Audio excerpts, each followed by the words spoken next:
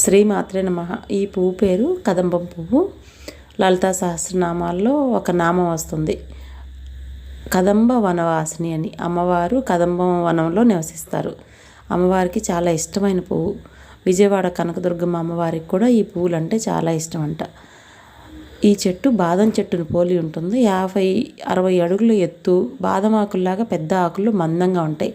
మనకు పువ్వులు కొయ్యడానికి అందనంత ఎత్తులో ఉంటాయి. అయితే రాలిపోయి కింద ఉంటాయి. చాలా బాల్స్గా గుండ్రంగా ఉంటాయి. పువ్వులు పూజిస్తారని చాలామందికి తెలియదు. ఈసారి గుర్తించండి. ఇలాంటి పువ్వులు పాజిటివ్ ఎనర్జీ. ఈ చెట్టు ఎక్కడుంటే అక్కడ 50 అడుగుల వరకు హై ఎనర్జీ ఉంటుందంట. పాజిటివ్ ఎనర్జీ ఉన్న స్థలంలోనే ఈ చెట్లు నిలబడతాయి. ఎప్పుడైనా వీలుంటే ఈ పూలు 108 పువ్వులు తీసుకొని అష్టోత్తరం చేసుకుంటే జీవితంలో ఒక్కసారైనా చాలా మంచిది.